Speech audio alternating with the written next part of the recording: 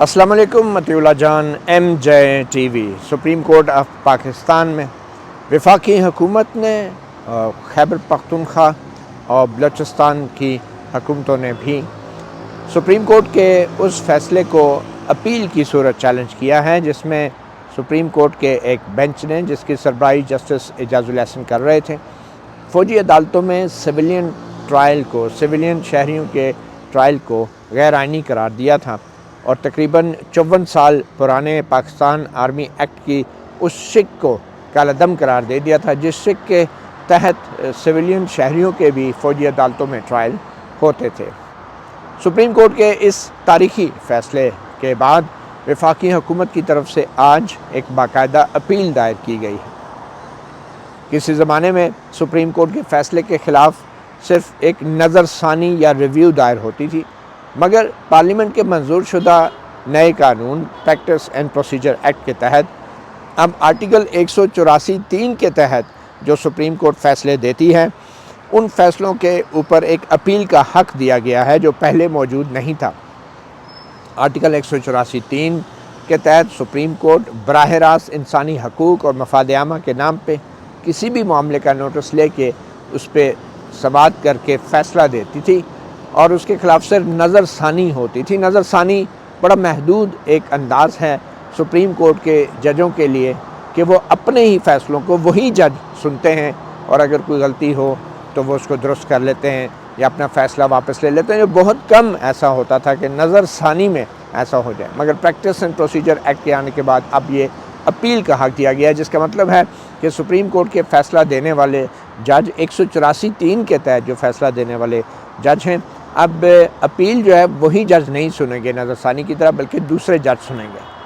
تو فوجی عدالتوں میں سویلین شہریوں کے ٹرائل کے خلاف جو سپریم کورٹ کا فیصلہ آیا ہے، اب اس کے خلاف وفاقی حکومت نے آج ایک اپیل دائر کی ہے، اور اس کا مطلب یہ ہے کہ اب جن ججوں نے یہ فیصلہ دیا تھا، جسٹس اعجاز الاحسن یا دیگر ججز جو ہیں، ان ججوں کو اب اپیل میں وہ بینچ میں شامل نہیں ہوں گے، اور اب کی جو بینچ کی تشکیل ہونی ہے وہ بھی ابھی دیکھنا ہی ہے کہ یہ ایک لارجر بینچ ہوگا۔ آبویسلی 5 ججوں کا بینچ تو ہوگا، کیونکہ پریکٹس اینڈ پروسیجر ایکٹ کے تحت یہ 5 ججوں کا بینچ جو ہے اپیل میں اس کا بننا بھی ضروری ہے، اور 5 ججوں سے زائد بھی ہو سکتا ہے، اس سے بھی 7 ججوں کا بھی بینچ ہو سکتا ہے۔ اور پھر سوال یہ اٹھے گا کہ کیا چیف جسٹس قاضی فائز عیسیٰ خود اس بینچ پہ موجود ہوں گے، کیونکہ وہ 2015 میں جو آئینی ترمیم کے تحت 21ویں آئینی ترمیم کے تحت فوجی عدالتیں بنائی گئی تھی، 2014 میں جو آرمی پبلک اسکول پشاور میں جو ایک دہشت گردوں کا حملہ ہوا تھا اور 150 کے قریب بچے اور اساتذہ جو ہیں وہ شہید کر دیے گئے تھے، اس کے بعد وہ آئین میں ترمیم کر کے جو فوجی عدالتیں بنائی گئی تھی، تو اس کو جب سپریم کورٹ میں چیلنج کیا گیا تھا تو سپریم کورٹ کے 2015 کے ایک فیصلے میں چیف جسٹس قاضی فائز عیسیٰ نے ایک اپنی رائے دی تھی، اور اس وقت بھی فوجی عدالتوں کی مخالفت کی تھی، اور چیف جسٹس قاضی فائز عیسیٰ کی اس وقت بطور جج جو رائے تھی وہ اقلیت میں تھی، تو اس لیے ان کی رائے فیصلہ نہیں تھا، مگر ان کا ایک مائنڈ سامنے آ گیا اصول کی بنیاد پہ، باوجود اس کے کہ وہ معاملہ آئینی ترمیم کا تھا، مگر پھر بھی جو رائے دی گئی تھی وہ آئینی ترمیم کے علاوہ وہ ایک اصول اور انسانی حقوق کی بنیاد پہ چیف جسٹس قاضی فائز عیسیٰ نے کہا تھا کہ فوجی عدالتیں نہیں ہونی چاہیے۔ تو اب کیا وہ بھی بینچ پر موجود ہوں گے جو اب بنے گا؟ یہ بھی ایک بہت بڑا سوال ہے۔ جسٹس سردار طارق مسعود جو اس وقت سینئر پیونی جج ہیں، کیا وہ بینچ پہ ہوں گے؟ کیونکہ یہ جو فوجی عدالتوں کا معاملہ ہے، اس کو سابق چیف جسٹس جواد احمد خواجہ جو ہیں سپریم کورٹ میں لائے تھے، اور اس سے پہلے جسٹس سردار طارق مسعود جو ہیں وہ بھی اس بینچ سے وہ ایکسکیوز کر گئے تھے، اور بلکہ جسٹس منصور علی شاہ بھی ایکسکیوز کر گئے تھے۔ تو اب دیکھنا یہ ہے کہ کیا جسٹس منصور علی شاہ، جنہوں نے اس وجہ سے ایکسکیوز کیا تھا کہ ان کی کوئی دور پار کی رشتہ داری تھی جسٹس جواد احمد خواجہ جو درخواست گزار ہیں، تو کیا اب وہ بینچ پہ ہوں گے یا نہیں؟ تو اگر یہ 3 ججز نہیں ہوں گے تو باقی جو بھی دستیاب ججز ہیں obviously پھر وہ اس اپیل کو سنیں گے۔ بہرحال یہ اپیل ہے کیا؟ اس اپیل کے اندر کچھ صوبوں کی بھی انٹرسٹ ہیں، اور اس اپیل میں وفاقی حکومت نے سابق چیف جسٹس جواد احمد خواجہ کے علاوہ بلوچستان، سندھ، خیبر پختونخوا اور پنجاب کے صوبوں کو بھی فریق بنایا ہے، بلکہ وزارت دفاع کو بھی انہوں نے فریق بنایا ہے، رسپونڈنٹ بنایا ہے، جو کہ خود وفاق پاکستان کے ماتحت ایک وزارت دفاع ہے۔ تو اب دیکھنا یہ ہے کہ صوبے آ کے کیا بتاتے ہیں، مگر ایک اہم خبر یہ ہے کہ جہاں بلوچستان اور خیبر پختونخوا کی طرف سے اپیلیں دائر کرنے کی اطلاعات ہیں، وہاں سندھ کی حکومت نے ابھی تک کوئی اپیل دائر نہیں کی،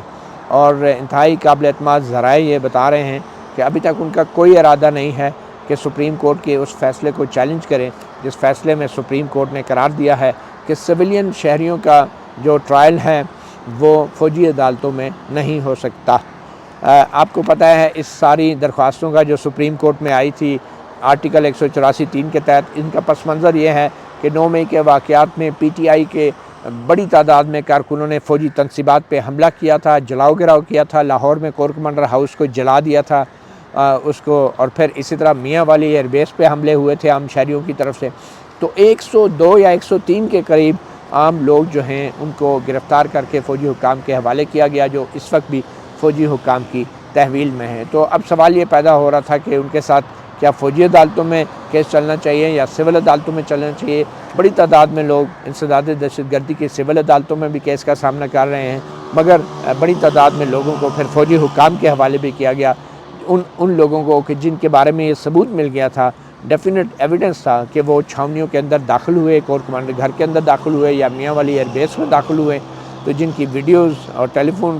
لوکیشن اور کالز جو ہیں ثبوت کے طور پہ سامنے آئی تھی، تو ان کو پھر فوجی حکام نے اپنی تحویل میں لے لیا تھا، اور ابھی تک ان کے خلاف جو ہے وہ باقاعدہ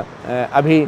کارروائی وہاں پہ جاری ہے، معلوم نہیں وہ کس مرحلے پہ ہے، مگر اب یہ سپریم کورٹ کا فیصلہ آنے کے بعد آبویسلی وہ کارروائی روک دی گئی تھی۔ تو اب یہ وفاقی حکومت کہہ رہی ہے کہ نہیں، فوجی عدالتوں میں مخصوص سویلین شہریوں کا ٹرائل ہو سکتا ہے۔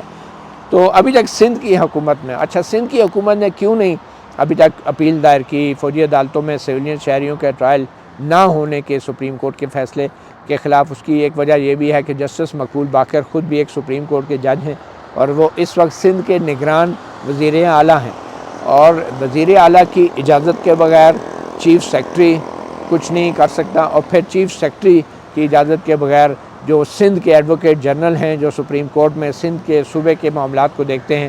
وہ کوئی درخواست یا اپیل دائر نہیں کر سکتے۔ تو اسی وجہ سے لگتا یہ ہے کہ سابق جج سپریم کورٹ جسٹس ریٹائرڈ مقبول باقر، جو اس وقت نگران وزیر اعلیٰ سندھ ہیں، ان کی مرضی نہیں ہے کہ سپریم کورٹ کے اس فیصلے کو چیلنج کریں، کیونکہ شاید وہ خود بھی یہ سمجھتے ہیں کہ سپریم کورٹ کا جو فیصلہ ہے وہ درست ہے، اور فوجی عدالتوں میں سویلین شہریوں کا ٹرائل نہیں ہونا چاہیے۔ اچھا، آج تک ہم نے اتنی تفصیل سے کبھی یہ بحث نہیں کی کہ وفاقی حکومت کا یا فوج کے ادارے یا وزارت دفاع کا موقف کیا ہے۔ یہ جو ایک اپیل دائر کی ہے وفاقی حکومت میں، اس میں پہلی بار بڑی ترتیب کے ساتھ وفاقی حکومت نے اپنا موقف دینے کی کوشش کی ہے۔ تو آج ہم آپ کو بتائیں گے کہ وفاقی حکومت کیوں چاہتی ہے، کیوں یہ سمجھتی ہے کہ کچھ سویلین شہریوں کا ٹرائل بھی فوجی عدالت میں ہو سکتا ہے۔ تو بڑی یہ پہلی بار ہے شاید یہ جو پٹیشن وفاقی حکومت سے دائر کی گئی ہے، اس کے اندر بڑے ترتیب کے ساتھ اور بڑے واضح انداز میں یہ وضاحت کی گئی ہے کہ کیسے سویلین شہریوں کا جو فوجی عدالتوں میں ٹرائل ہے وہ آئین کے عین مطابق ہے، اور اس سے انسانی حقوق کی کوئی خلاف ورزی نہیں ہوتی۔ یہ فوجی حکام کا اور وفاقی حکومت کا موقف ہے۔ تو وہ میں کچھ عام نکات جو اس پٹیشن میں ہیں وفاقی حکومت کی سپریم کورٹ کے فیصلے کے خلاف، وہ میں آپ کو بتا دیتا ہوں۔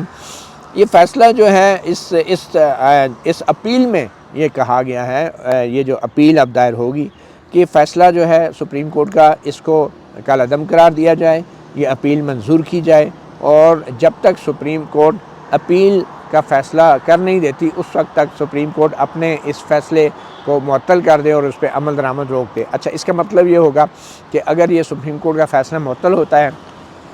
تو پھر اس کے بعد جو فوجی عدالتوں میں کارروائی شروع ہوئی تھی وہ کارروائی پھر سے شروع ہو جائے گی، اور اس بات کا بھی امکان ہے کہ وہ کارروائی ہوگی تو پھر فیصلے ہوں گے، سزائیں بھی ہو جائیں گی، معاملہ بہت آگے نکل جائے گا، اور اگر اپیل جو ہے حکومت کی مسترد ہو جاتی ہے، سپریم کورٹ کا فیصلہ بحال رہتا ہے، تو پھر یہ بڑے پیچیدگیاں اور مسائل بھی پیدا ہو سکتے ہیں۔ تو یہ فیصلے کی معطلی کا وفاقی حکومت نے اپنی آج کی اپیل میں استدعا تو کی ہے سپریم کورٹ سے، مگر دیکھیں اب یہ کیس لگتا کب ہے، کون سے جج اور کون سی تاریخ کو یہ سنتے ہیں، اور کیا وہ اپنا ہی سپریم کورٹ کا فیصلہ معطل کرتے ہیں یا نہیں۔ اس کے بعد پھر یہ بھی کہا گیا ہے وفاقی حکومت کی طرف سے کہ جو فوجی عدالتوں میں سویلین شہریوں کے ٹرائل کے برخلاف جو فیصلہ دیا ہے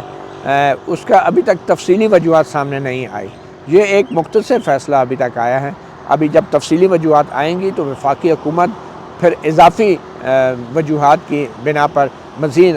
جو ہے اپیل بھی دائر کرے گی۔ اب دیکھنا یہ ہے کہ وہ اس کی تفصیلی وجوہات کب آئیں گی، کیونکہ وہ فیصلہ بھی بظاہر جسٹس اعجاز الاحسن نے لکھنا ہے یا ان کے کسی ساتھی جج نے، وہ ابھی تک تفصیلی وجوہات سامنے نہیں آئی، اور یہ جو اپیل ہے یہ سپریم کورٹ کے صرف ایک مختصر حکم کو اس میں چیلنج کیا گیا ہے۔ پھر یہ کہا گیا کہ آرمی ایکٹ کے تحت جو جرائم کا کورٹ مارشل کا جو نظام ہے وہ ایک مؤثر عدالتی نظام ہے جس کا تعلق فوجی اہلکاروں کی سیکیورٹی اور افواج پاکستان کی اعلیٰ کمانڈ سے ہے، یعنی ان کی اسٹیبلشمنٹ سے ہے۔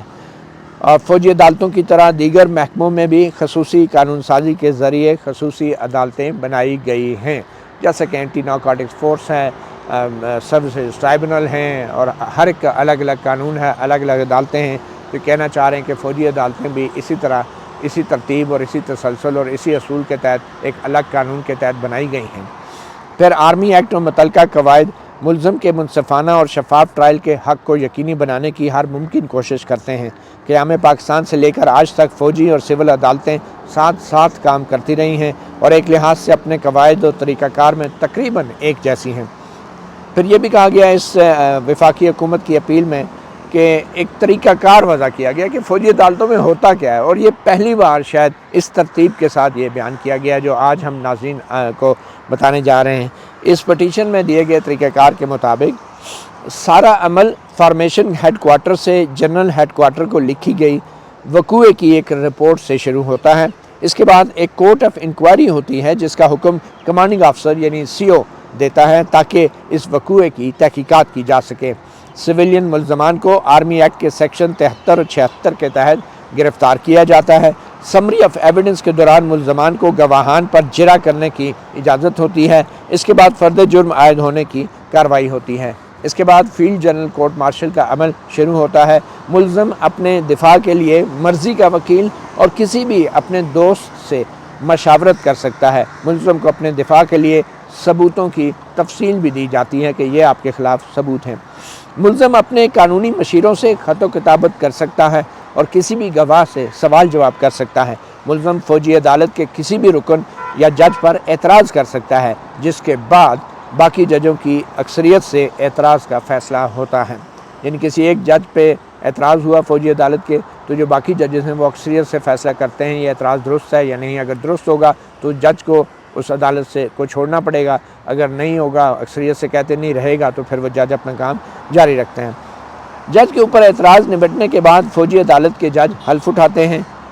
وہ حلف آبویسلی یہی ہوتا ہے کہ قانون کے مطابق اور انصاف کے مطابق ہم فیصلے دیں گے۔ اس کے بعد ملزمان صحت جرم کے حوالے سے اپنا موقف بتاتے ہیں، یعنی گلٹی اور ناٹ گلٹی کی پلی لیتے ہیں، یعنی وہ جرم تسلیم کرتے ہیں جرم یا نہیں۔ ہر گواہ سے حلف لیا جاتا ہے۔ عدالت کا سربراہ آرمی ایکٹ اور عدالت